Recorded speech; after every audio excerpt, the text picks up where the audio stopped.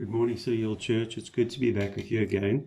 Today we're dealing with a series by Craig Groeschel from the Life Church. It's called Mastermind. He's talking about train your mind. He's based it on Philippians 4:8 when Paul wrote his letters to the believers in Philippi. Craig Groeschel is obviously a famous man, well known. I mean, he speaks regularly to his church. He leads that church, a massive church. So it's very interesting for me to listen to Craig Groeschel, and he talks about when you don't have strength of mind. He talks about being able to get up on stage, lead his church for 35 minutes and speak well, eloquently, lead properly, and yet before and after that feeling intimidated, not worthy, confused. And to listen to someone like Craig Groeschel say that really puts things in perspective, and you realize, wow, if that's how this man can feel, no wonder I also struggle. And that's why he's come up with this series about, he called it, Mastermind. It's about crossed wires, basically talking about it being in your brain. You've got crossed wires, and until you sort it out, you'll always have problems. And that's basically, you need to fix your thoughts. You need to focus on good things to be positive for the future. He says our thoughts create a pathway. Our brain is constantly evolving.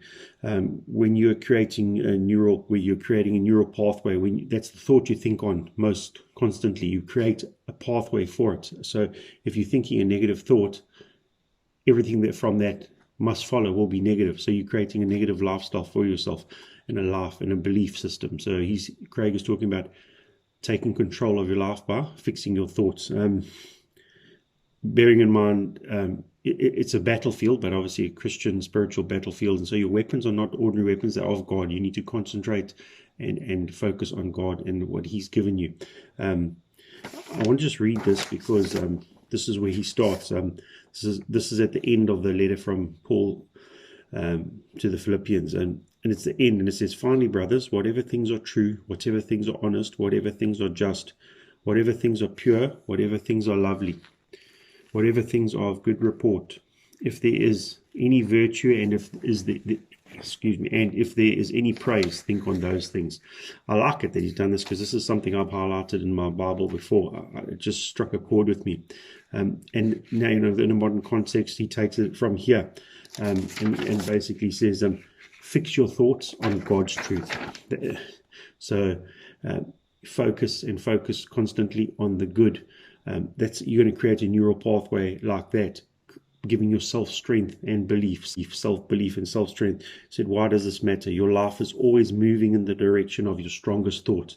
So if your strongest thought is negative, well, everything's going to be negative around you. And the more you believe, the more you believe. And so you just track yourself into more negative thoughts and a negative lifespan path. You cannot have a positive life if you have a negative mind. Your thoughts shape you. So we make irrational decisions and ungodly ones because of our wires are crossed. So now you can't lose your battle. Change what you put into your mind. Meditate on God. Ask God to renew your mind. As he said, our God is love. That's it. Purely love. That's the purest form of God. God is love. If that's your thought and your starting point of your thoughts, well, you can only strengthen your thoughts, purify thoughts, and go from strength to strength from there. He says, recognize Jesus for what he did. Confess it was Jesus who raised you from the dead. So renew your mind, focus on Jesus, the holiness of him. Give praise and ask for his grace. To finish here.